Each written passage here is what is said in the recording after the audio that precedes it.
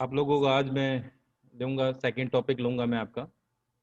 और वो टॉपिक है भारत में प्राथमिक शिक्षा के उद्देश्यों को लेकर के, और ये चर्चा करूँगा मैं कि भारत में प्राथमिक शिक्षा और प्राथमिक उच्च प्राथमिक शिक्षा, इसके लिए क्या क्या ऑब्जेक्टिव बनाए गए, क्या उद्देश्य बनाए गए, तो उसके हिसाब से मैं बात करूँगा। और प्राथमिक शिक्षा जो भारत में है वो ब्रिटिश टाइम से या उससे पहले या एंशियंट टाइम से, वहाँ से प्राथमिक शिक्षा की शुरुआत क्योंकि हुई है। चाहे वैदिक काल ले लीजिए, चाहे बौद्ध काल ले लीजिए, चाहे जैन ले लीजिए, चाहे मिडाइवल मध्यकाल ले लीजिए, चाहे ब्रिटिश काल ले लीजिए, चाहे हम लोग ले लीजिए, अब अभी हमारे वर्तमान काल को ले लीजिए। जब जब भी बात हुई तो प्राथमिक शिक्षा की बात है वो महत्वपूर्ण मानी जाती है। और प्राथमिक शिक्षा ही प्रत्येक नागरिक का, या शिक्षा ही प्रत्येक नागरिक के विकास की नींव, या इससे संबंधित वो चीज़ मानी जाती है। समग्र सुधार की बात की जाती है। और इसी के आधार पर प्रत्येक बच्चे को कक्षा 8 तक, या कक्षा 8 तक की जो शिक्षा मानी जाती है वो प्राथमिक शिक्षा मानी जाती है। स्कूली शिक्षा की शुरुआत के जो है, थोड़े 10-20 साल पहले स्कूली शिक्षा की शुरुआत है वो 6 वर्ष की आयु से शुरुआत की जाती थी। लेकिन बाद में नई पॉलिसीज बनी और उसके आधार पर है तो 6 वर्ष से कम वाले बच्चों को भी प्री प्राइमरी, अब पूर्व प्राथमिक विद्यालय, जिसमें मॉन्टेसरी और ये सारी चीज की शुरुआत की गई। और उसके लिए सरकार ने भी पर्याप्त आवश्यकताएं को मतलब देखते हुए पर्याप्त संसाधन, पर्याप्त साधन सुविधाओं, पर्याप्त नियमों के प्रावधान बनाए। और सरकारी स्कूलों में या जरूरतमंदों को मुफ्त शिक्षा प्रदान करने की बात भी सरकार ने की थी। प्राचीन समय में भी इसी प्रकार की चीज थी। भारत में सभी के लिए प्राथमिक शिक्षा जो है वो 8वीं पंचवर्षीय योजना के बाद में सरकार का एक लक्ष्य के रूप में इसको लिया, टारगेट के रूप में लिया कि भाई किसी तरह से प्राथमिक शिक्षा का उद्देश्य जो है वो पूरी तरह से लक्ष्य के रूप में वो निर्धारण किया जाए। तो ये यहाँ तक की बात हुई। जब 1994 के अंदर जिला प्राथमिक शिक्षा कार्यक्रम या डीपीपी कार्यक्रम या वो चीज की शुरुआत हुई, तो उसके अंतर्गत 3 रूप से मुख्य उद्देश्य प्राथमिक शिक्षा के दिए गए। एक सबसे पहले दिया गया सार्वभौमिक पहुंच के लिए दिया गया। दूसरा सार्वभौमिक प्रतिधारण के लिए दिया गया। और तीसरा सार्वभौमिक उपलब्धि के लिए दिया गया। लेकिन इन तीनों चीजों को करने के लिए हमारे पास में सरकार ने कई प्रकार के कार्यक्रम शुरू किए, जिसमें डीपीईपी भी एक प्रोग्राम था। या सर्व, उसके बाद में वही कार्यक्रम आगे जाकर के सर्व शिक्षा अभियान और उसके रूप में वो चीज हो गई, या एसएसए जिसको बोलते थे, एसएसए जिसको बोलते थे, वो चीज की शुरुआत हो गई। ये भी शुरुआत हुई। उसके अलावा गांवों के अंदर, शहरों के अंदर बच्चों के लिए शिक्षा को सुलभ बनाने की बात की गई। जो कच्ची जो बस्तियां थी उनके लिए जो शिक्षा दीक्षा देने की बात की गई। पंचायती राज संस्थाओं की भूमिका उसके अंदर प्रमुख बनाई गई। स्वायत्त शासी परिषदों की उसकी भूमिका बनाई गई। प्राथमिक शिक्षा की गुणवत्ता को लेकर के सार्वभौमिकता की बातें की गई। सामुदायिक स्वामित्व की बात की गई, जिसके अंतर्गत गांव का प्रत्येक व्यक्ति जाकर के और शिक्षा दीक्षा और उसके लिए लोगों को जन जन तक जागरूकता फैलाने की बात की गई। स्कूल प्रबंधन समितियों की बात की गई, जिसके अंतर्गत प्रत्येक गांव के अंदर, प्रत्येक प्राइमरी स्कूल के अंतर्गत एक स्कूल के अंदर प्रबंधन समितियां बन जाती है, जिसमें गांव के मुखिया, गांव के वार्ड पंच और कुछ लोग हैं वहाँ के, कुछ नामी लोग उस समितियों के सदस्य होते हैं। और वो समय समय पर वो सदस्य जाकर के और स्कूल व्यवस्था के उन व्यवस्थाओं को देखते हैं। इसके अलावा गांवों और शहरी स्तर के अंदर जो भी कच्ची बस्तियां हैं या स्लम बस्तियां हैं, उनके अंतर्गत भी शिक्षा समितियों की स्थापना की गई और उनसे प्राथमिक शिक्षा को देखा गया। इसी तरह से शिक्षक संघ और माता पिता के संघ भी बनाए गए, जो आकर के और बच्चों के लिए, अपने बच्चों के लिए, और टीचर्स के ग्रुप जो बने थे वो स्टूडेंट्स के लिए, बच्चों के लिए कुछ न कुछ काम कर सकें। तो माता पिता के संग भी इसी प्रकार से है। हमारी जो पेरेंट टीचर मीटिंग होती है, जो हमारे गार्जियंस जाकर के और टीचर के पास में जाकर के उसकी मंथली रिपोर्ट लेते हैं, या वो इस प्रकार से लेते हैं। इसी तरह से शिक्षक संघ बने, वो भी शिक्षा प्राइमरी एजुकेशन के लिए कुछ न कुछ मुद्दे उठाते रहते हैं। इसी तरह से मदर टीचर संघ भी बना कि भाई माताएं भी इसके अंदर, जो अध्यापक और माताएं भी इसके अंतर्गत है, वो जाकर के और प्राथमिक शिक्षा से संबंधित बातें की जाती है। इसी प्रकार से आदिवासी स्वायत्त परिषदें भी बनी, जो अ, आदिवासी क्षेत्र हैं राजस्थान के, भारत के अंदर जो आदिवासी क्षेत्र हैं जहाँ पर शिक्षा नहीं के बराबर या गौण शिक्षा पद्धति थी, वहाँ पर भी जाकर के और उन्होंने प्राथमिक शिक्षा और इन सब चीज़ों के मुख्य मुद्दों को हमारे सामने रखा। तो कुल मिलाकर के हमारे पास में जो 3 मुद्दे हैं, ये मैं इतनी बात की, ये 3 मुद्दे हैं जो वो पूरे के पूरे कवर करते हैं। सबसे पहले है कि सार्वभौमिक पहुँच, हर प्रत्येक जगह शिक्षा दीक्षा पहुँच जाए, इसकी बात की गई। सार्वभौमिक प्रतिधारण के भी हम सब लोग ये स्वीकार करें कि हम सब लोगों की जिम्मेदारी है शिक्षा दीक्षा देना, बच्चों को शिक्षा देना, प्राथमिक शिक्षा है, उसकी गुणवत्ता की सार्वभौमिकता की बातें की गई। तो वो हमारे हमारे सारा का सारा सार्वभौमिक हमारी जिम्मेदारी है, हमारी ड्यूटीज बनती है, और उससे हम लोग क्या क्या प्राप्त कर सकते हैं, वो सब सार्वभौमिक उपलब्धि है। पूरे हम लोग सारी चीजें करने के बाद में हम लोग क्या क्या चीजें कर सकते हैं। सर्व शिक्षा अभियान का नाम इसीलिए इसके अंतर्गत आता है कि सर्व शिक्षा अभियान जो है वो प्रत्येक बालक को शिक्षा दीक्षा देने के लिए इस प्रकार का एक अभियान चलाया गया था। सभी को, सर्वत्र सभी को सार्वभौमिकता, शिक्षा का सार्वभौमिकरण की जो बात होती है वो इसके अंतर्गत सर्व शिक्षा अभियान के अंतर्गत आती है। तो ये कुल मिलाकर के 3 उद्देश्यों को पूरे करते हुए, मुख्य उद्देश्य प्राथमिक शिक्षा के ये मान करके चलते हैं हम लोग। इन मुद्दों के बाद में शिक्षा के कुछ लक्ष्य भी रखे गए और कुछ उद्देश्य भी रखे गए।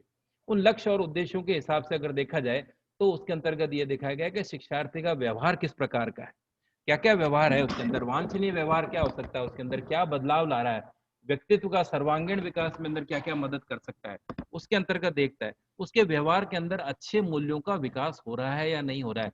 क्या शिक्षा पद्धति ऐसी तो नहीं है जिसके अंदर बच्चों के अंदर अच्छे मूल्यों का विकास नहीं हो रहा है, क्या उसको इस प्रकार का कोई माहौल मिल रहा है कि नहीं मिल रहा है।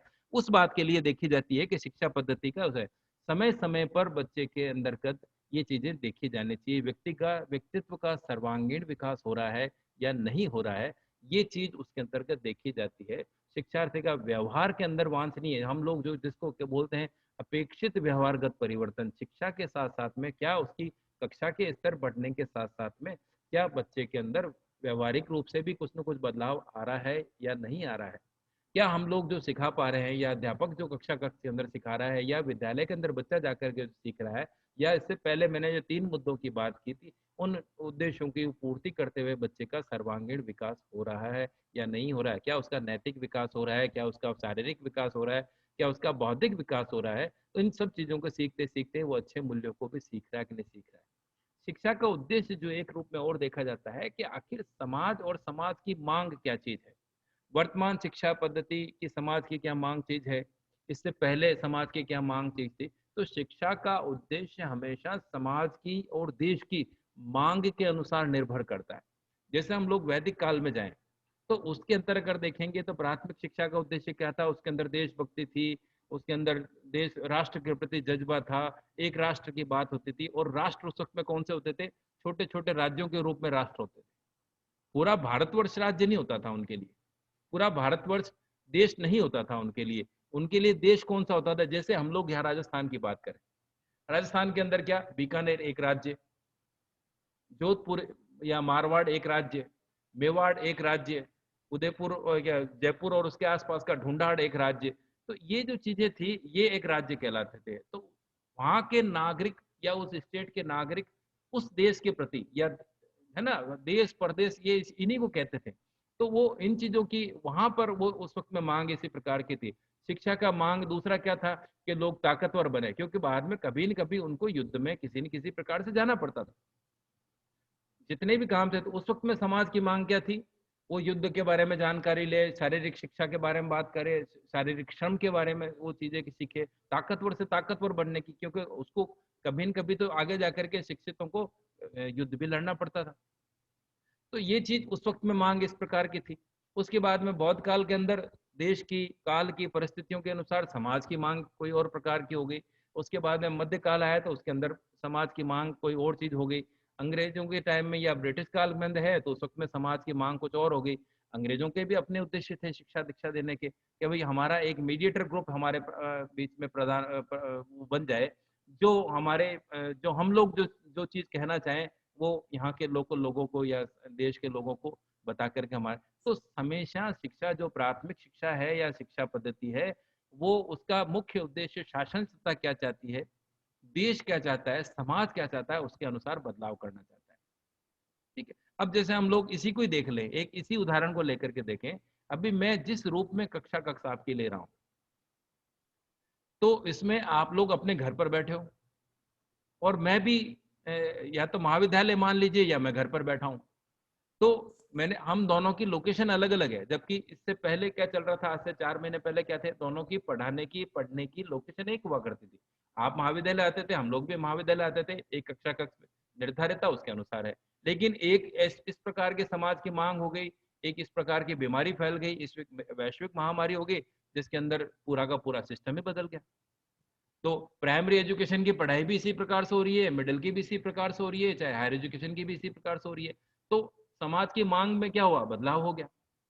तो इसके आधार पर, मांग के आधार पर निर्भर करता है कि आखिर शिक्षा सिस्टम कैसा होगा, उसके ऑब्जेक्टिव बदल जाएंगे। जिस सिस्टम के लिए मैं आप लोगों को कहता था कि आप फोन को बंद करके बैठ जाइए, आज वही कक्ष ले रहा है आप लोगों की। तो ये जो चीज है उसके अंतर्गत, ये शिक्षा की जो है वो समाज के उद्देश्य, समाज की मांग पर निर्भर करता है। और क्या निर्भर करते हैं, बच्चे की उम्र क्या है और उसकी परिपक्वता क्या है, उसके अंदर शारीरिक वृद्धि किस प्रकार से हो रही है, उसके अंदर मानसिक वृद्धि किस प्रकार से हो रही है, उसके अंदर भावनात्मक वृद्धि किस प्रकार से हो रही है, उसके अंदर भिन्नता का क्या कारण है, भावनात्मक वृद्धि के, मानसिक वृद्धि के, शारीरिक वृद्धि के, उसके अंदर क्या वृद्धि के क्या भिन्नता के कारण है, क्या उसमें डाइवर्सिटी आ रही है, क्या बच्चा कक्ष में जाने के बाद में इन सब चीजों को प्राप्त कर रहा है कि नहीं कर रहा है, क्या उसमें कोई अन्य प्रकार की भावना तो डेवलप नहीं हो रही है, क्या वह मानसिक रूप से कोई अन्य प्रकार की एक्टिविटी तो नहीं कर रहा है, शारीरिक रूप से वो कमजोर तो नहीं हो रहा है। ये सारी की सारी चीजें भी समाज की तरफ से मांग के अनुसार देखी जाती है। तभी तो प्राइमरी एजुकेशन के अंदर खेल का एक कालांश होता है, तभी तो तीन कालांश के बाद में या 4 कालांश के बाद में एक लंच रखा जाता है। बच्चों को सुबह सुबह टीचर्स ये कहते हैं कि आप कुछ ना कुछ खा करके आइए, उसके बाद में लंच में भी टीचर उनके ऊपर सिर पे बैठा रहता है। वहाँ निगरानी के टीचर की ड्यूटी होती है निगरानी के लिए कि बच्चे लंच कर रहे हैं कि नहीं कर रहे हैं। तो उसके शारीरिक वृद्धि की बात भी की जाती है, मानसिक वृद्धि की बात की जाती है। इसी तरह से टाइम टू टाइम बच्चों के अंतर्गत कुछ न कुछ मेडिकल चेकअप होता रहता है। तो ये सारी की सारी चीजें जो है, वो सारी की सारी चीजें ये की जाती है शारीरिक रूप से, मानसिक रूप से, भावनात्मक रूप से। ये मुख्य उद्देश्यों में जो है वो माध्यमिक और उच्च माध्यमिक स्तर के और इन सब चीजों के उद्देश्यों में थोड़ा थोड़ा अंतर है। अब जैसे आप देखिए कि प्राइमरी एजुकेशन जो के अंदर देखा जाता है, प्राथमिक शिक्षा के अंतर्गत देखा जाता है, सभी बच्चों का मेडिकल चेकअप कराया जाता है, उसके अंदर डॉक्टर आता है, उनके ब्लड की कमी तो नहीं है, अलग अलग प्रकार से चेकअप होता है, वेट लिया जाता है, फिर कुछ दिनों बाद में फिर वेट लिया जाता है। तो ये क्या चीज देखी जाती है, शारीरिक वृद्धि देखी जाती है। मानसिक वृद्धि हम लोग कहाँ से देख सकते हैं, इसके अंदर बौद्धिक मानसिक वृद्धि कहाँ से देख सकते हैं, बच्चों का टाइम टू टाइम टेस्ट लिया जाता है, जो पढ़ा रहे हैं उसका आकलन कर लिया जाता है, उसका आकलन के आधार पर उनको मार्किंग कर दी जाती है। तो ये चीज मानसिक वृद्धि देखी जाएगी। भावनात्मक वृद्धि कैसे देखी जाएगी कि बच्चों को कुछ इस प्रकार के काम दिए जाएंगे, क्या बच्चा भावनात्मक रूप से अलग अलग प्रकार से भिन्नता तो नहीं लिए। तो ये सारी की सारी चीज जो है वो उसके आधार पर देखी जाती है कि समाज की क्या मांग है। इसी प्रकार से एक चीज और कही जाती है कि हमारे देश के अंदर जो शिक्षा का विषय है वो कई प्रकार से समाज की मांग होने के बाद में भी शिक्षा का विषय अलग अलग प्रकार से है। कभी वो संवर्धित सूची में रहा है, कभी वो राज्य के विषय में रहा है, कभी केंद्र सरकार के साथ में साझा पद्धतियों में रहा है। जब हम लोग निशुल्क एजुकेशन की बात करते हैं या निशुल्क और अनिवार्य प्राथमिक शिक्षा की बात करते हैं, तो ये नियम कानून इसीलिए बनाया गया था कि बच्चों में ज्यादा से ज्यादा शिक्षा दीक्षा हो, क्योंकि कुछ परिवार आज भी समाज के अंदर इस प्रकार के है, प्राचीन समय में भी थे, मिडिल काल में भी थे, बाद में भी थे। कुछ परिवार आज भी इस तरह से हैं जिसके अंतर्गत बच्चे को पूरी तरह से पढ़ाने का खर्चा वो नहीं उठा सकते, क्योंकि अगर वो लोग वो किसी न किसी प्रकार का कोई काम करते हैं वो, तो उनके पास में इतना धन संपत्ति नहीं रहती है। तो उसके अंतर्गत यही कहा, तो धारा जो 45 है या संविधान का अनुच्छेद 45 है, उसके अंतर्गत निःशुल्क और अनिवार्य शिक्षा की बात की गई है। उसी के तहत जो है, इसी शिक्षा के प्रावधान के अंदर केंद्र और राज्य की दोनों की संयुक्त जिम्मेदारी बनती है शिक्षा दीक्षा देने के लिए। तो यहाँ से ये देखना चाहिए कि हमारे को किसी प्रकार से शिक्षा के उद्देश्य अलग अलग प्रकार से है। प्राथमिक शिक्षा के अंतर्गत बच्चे के लिए देखा जाता है, उसकी जिज्ञासा देखी जाती है, उसकी रचनात्मकता देखी जाती है, उसके सामान्य रूप से देखी जाता है, उसकी गतिविधियां देखी जाती है, सीखने सिखाने के नियम कायदे देखे जाते हैं, और ये सारी की सारी चीजें देखी जाती है, उसके आधार पर है। अब हम मूल बातें के रूप में बात करेंगे कि प्राथमिक शिक्षा के उद्देश्य कैसे होने चाहिए, वो किस प्रकार से होते हैं। सबसे पहले हम लोग साक्षरता की बात करते हैं। तो साक्षरता के अंतर्गत ये बात आती है कि बच्चे की जो भाषा है, मातृभाषा है, उस मातृभाषा के आधार पर बच्चे को सिखाना चाहिए। क्योंकि अगर मातृभाषा में वो नहीं सीखेगा तो क्या चीज होगा, क्योंकि उसकी मातृभाषा क्या है या जो भी भाषा वो बोलता है उसके अंतर्गत उसको साक्षर करना चाहिए पहले, ताकि वो अपनी भावनाओं को, अपने विचारों को आसानी से प्रकट कर सके, आपस में संवाद कर सके, आसानी से विचारों का आदान प्रदान हो सके। इसलिए साक्षरता उसको मातृभाषा में देनी चाहिए। दूसरा है कि संख्यात्मक रूप से भी उसको चीजें सिखानी चाहिए। संख्यात्मक रूप से उसको अलग अलग प्रकार से रोजमर्रा की जो चीजें हैं उसको, वो अलग अलग चीजें सिखानी चाहिए उसको। उसको जोड़ बाकी गुना भाग जो संख्यात्मक रूप से है, वो रोजमर्रा के जो भी संख्यात्मक रूप से उसके अंतर्गत है, उसकी जीवन की समस्याओं से वो निजात पा सके। उसके लिए वो उसको सिखाया जाना चाहिए कि प्लस क्या होता है, माइनस क्या होती है, भाग क्या होता है, जोड़ बाकी गुणा भाग, जिसको चार चीजें बताते हैं, ये बेसिकली उसको प्राथमिक शिक्षा के अंतर्गत सिखाई जाती है। इसी तरह से राष्ट्रवाद से संबंधित बातें भी बताई जाती है उसको। राष्ट्रवाद से क्या चीजें बताई जाएगी कि हमारे देश के अंदर हमारे राष्ट्र के प्रति हमारी क्या क्या जिम्मेदारियां हैं, हमारे क्या कर्तव्य हैं, उन कर्तव्यों का पालन कैसे किया जाता है। राष्ट्रवाद क्या चीज होती है, देश के जो हमारे राष्ट्र के प्रति जो सिंबल है, प्रतीक है, वो क्या क्या चीजें होती है। जैसे राष्ट्र ध्वज हो गया, राष्ट्र चिन्ह हो गया, राष्ट्रगान हो गया, राष्ट्रगीत हो गया, ये बहुत सारी चीजें हैं। राष्ट्रीय पशु कौन सा है, राष्ट्रीय पक्षी कौन सा है, राष्ट्रगीत कौन सा है, ये कई सारी चीजें जो है कक्षा कक्ष के बाहर आप लोग देखेंगे। इस चीज को सिखाने के लिए पूरे विद्यालय के अंदर अलग अलग जगह इस क्षेत्र के अंदर जाते थे, और क्षेत्र के आधार पर उसके अंदर दीवारों के ऊपर अलग अलग जगह चीजें बनी होती थी। कहीं शेर का चित्र बना हुआ है, कहीं बाघ का चित्र बना हुआ है, कहीं झंडे का चित्र बना हुआ है, कहीं हमारे राष्ट्रीय प्रतीकों के चिन्ह बने हुए हैं, प्रतिज्ञा लिखी हुई होती है। ये सारी की सारी चीजें क्या है, हमारे जिम्मे भारत का नक्शा बना हुआ रहता है, अखंड भारत अलग चीज, वो नक्शा बना हुआ रहता है, उसमें राज्यों के नाम लिखे होते हैं। ये संपूर्ण ये चित्र इसीलिए बनाए जाते थे कि बच्चे के अंतर्गत ये भावना पैदा की जा सके। ये चीज इसके अंतर्गत, उसके अंतर्गत ये चीजें पैदा हो जाती थी बच्चे के अंदर, तो ये चीजें देखी जाती थी उसके अंतर्गत कि भाई किस किस प्रकार से है।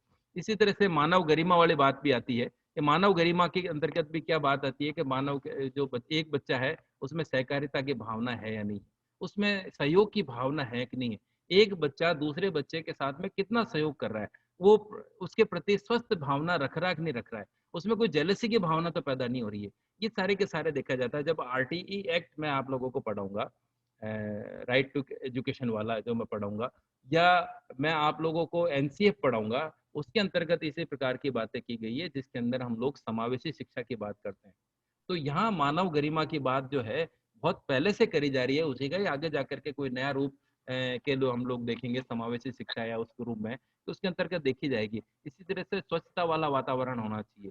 प्रत्येक बालक को स्वस्थ रहने के लिए, उसको स्वच्छ रखने के लिए, उसको स्वच्छता वाली बातें बताने के लिए उसके अंदर एक एक प्रकार का माहौल बताना चाहिए, माहौल बनाना चाहिए। उसको अपने शारीरिक स्वच्छता की बातें बताना चाहिए, स्वच्छ आदतों की विकास की बात करनी चाहिए उसके अंतर्गत। या हम आस पड़ोस में हमारे जो है वो वातावरण को स्वच्छ रखना चाहिए। जैसे हम लोग पर्यावरण के प्रति जागरूक हैं, जैसे इस स्वच्छता के लिए क्या क्या चीजें, कचरा जैसे कचरे पात्र में डालना चाहिए, नालियों को ढक करके रखना चाहिए, गंदा पानी इकट्ठा नहीं होना चाहिए, या हम लोगों को रोज स्नान करना चाहिए, हमारे शारीरिक सफाई स्वच्छता रखनी चाहिए। छोटे छोटे बच्चों को आप प्राइमरी सेक्शन में जाएंगे तो वहाँ पर जो वहाँ का जो अध्यापक होता है, प्राइमरी सेक्शन का अध्यापक होता है, या वो सबके नाखून यूँ देखता है, जैसे नाखून देखता है कि आप नाखून चेक कराओ, दातुन किया कि नहीं किया, बालों में तेल लगाया कि नहीं लगाया, कपड़े गंदे तो नहीं है। ये सारा का सारा क्या चीज है, ये हाइजेनिक रूप से। अगर बच्चा स्वच्छ रहेगा, स्वस्थ रहेगा, तो स्वच्छ रहेगा तो स्वस्थ भी रहेगा। क्योंकि कई चीजें ऐसी होती है जो हाइजेनिक के कारण से बच्चा बीमार रहता है, तो उसके बाद में ये चीज नहीं है। इसी तरह से एनेस्टिक सेंस भी की भी बात की जाती है। एनेस्थेटिक सेंस में भी क्या होता है कि बच्चे के अंदर अच्छे चीजें, अच्छी भावनाएं, अच्छे स्वाद, और इससे उस चीज का ध्यान रखा जाए। ऐसे नहीं कि वो हर एक चीज कुछ कर रहा है, ऐसी भावनाएं भी नहीं होनी चाहिए जिसके अंतर्गत वो किसी न किसी प्रकार से बुरी बातों को ग्रहण कर रहा है, या स्वाद के अनुसार भी चीजें उसके अंतर्गत होने चाहिए कि वो अच्छी चीजें खाए, अच्छी चीजों का पालन करे, सुंदर सुंदर चीजों को देखे, वातावरण के आसपास में अच्छी चीजों को देखे, पर्यावरण के प्रति वो जागरूक रहे, मतलब एनवायरनमेंट अच्छा सुंदर दिखाई दे उसको।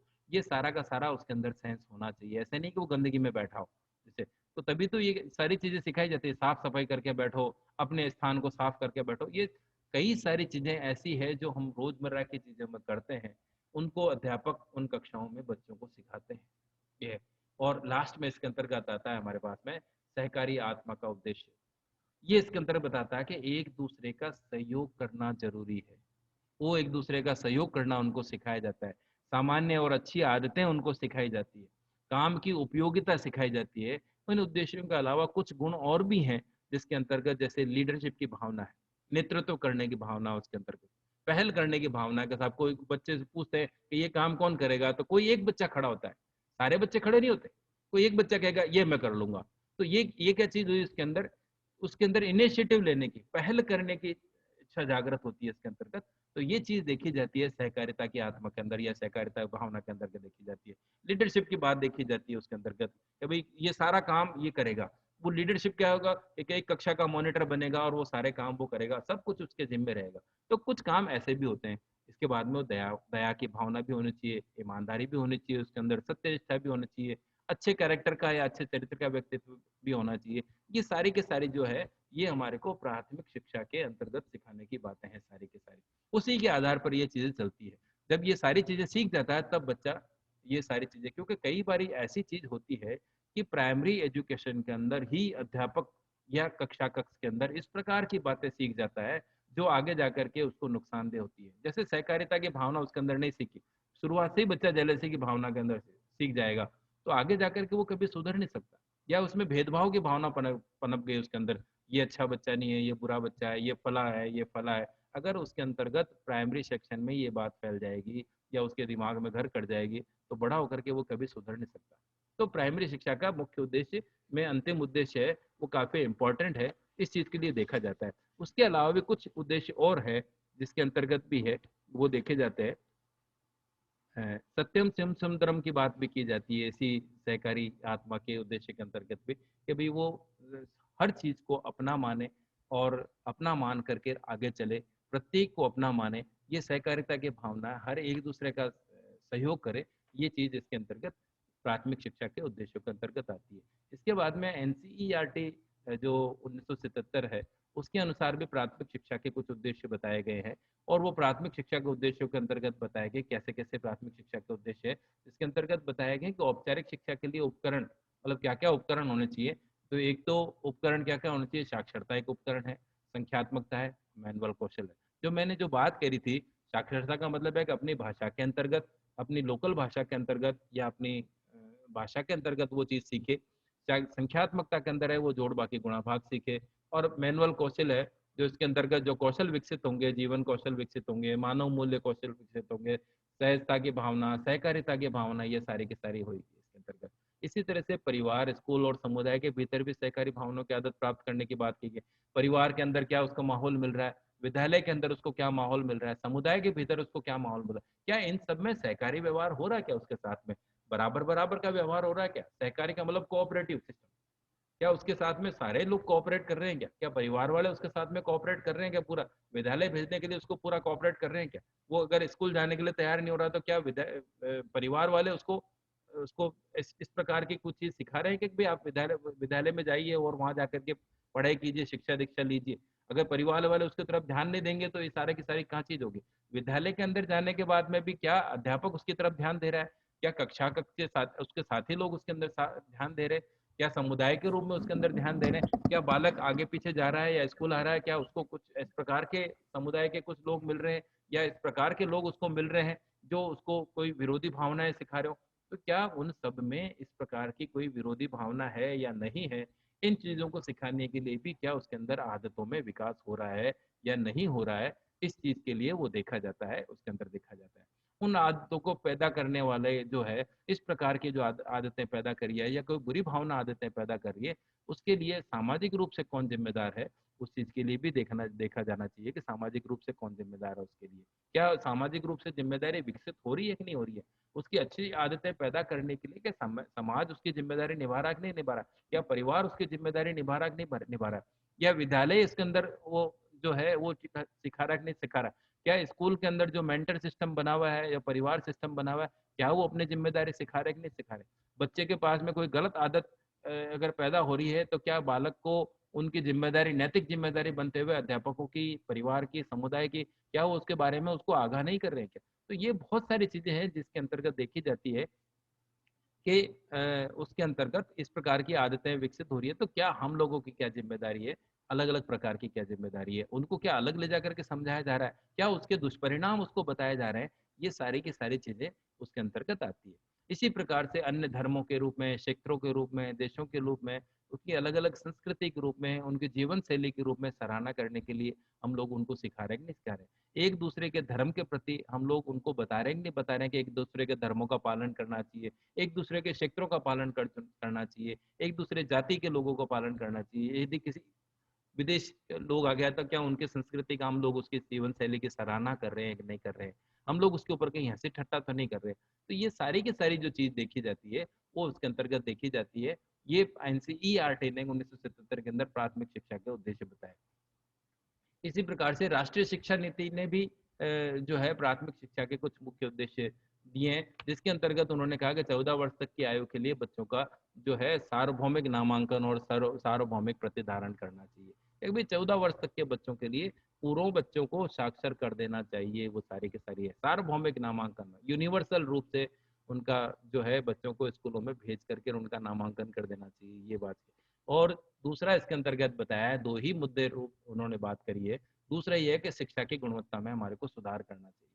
किस किस प्रकार से सुधार करना चाहिए, उसकी बातें में ये है कि न्यूनतम सीखने के लिए, बच्चों के न्यूनतम स्तर तक सीखने के लिए, जब तक कि बच्चों को हम लोग उस लेवल पर जा करके नहीं सिखाएंगे, तब तक वो बच्चे नहीं सीख सकते। यदि कोई बच्चा सीखने में कोई देरी कर रहा है, किसी बच्चे के अंदर स्लो लर्नर है वो बच्चा, तो क्या हम लोग उसको साइकोलॉजिकल रूप से उसको कोई ट्रीटमेंट दे रहे हैं कि नहीं दे रहे?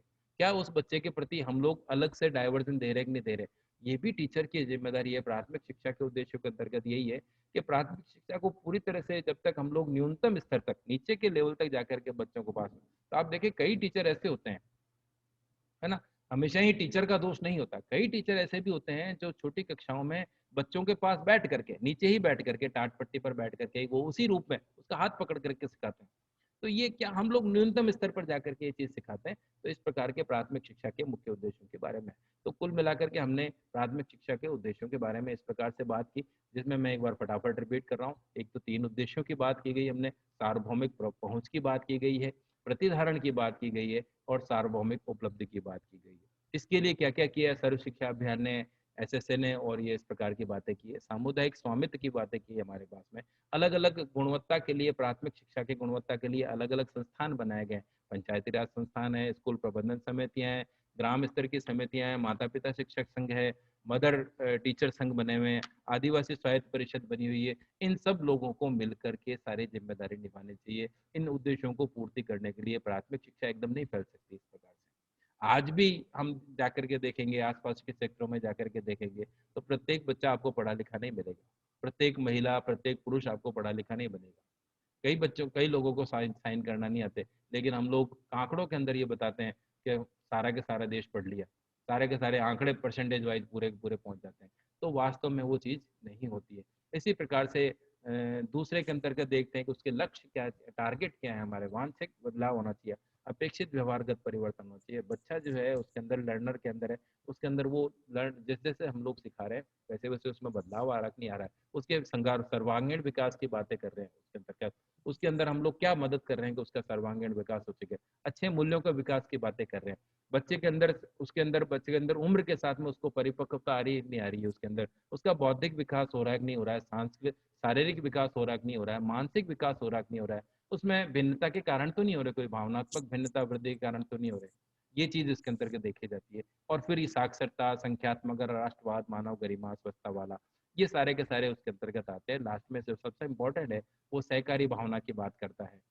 तो ये चीज़ एनसीईआरटी भी करता है, जिसके अंदर उसके अंदर आदतों को पैदा करने वाले सामाजिक जिम्मेदारी। सामाजिक जिम्मेदारी का मतलब भी यही होता है कि वो एक दूसरे की हेल्प करे, कोई ईर्ष्या भाव नहीं रखे, सभी धर्मों का पालन करे, सभी चित्रों का पालन करे, सभी भाषाओं का पालन करे।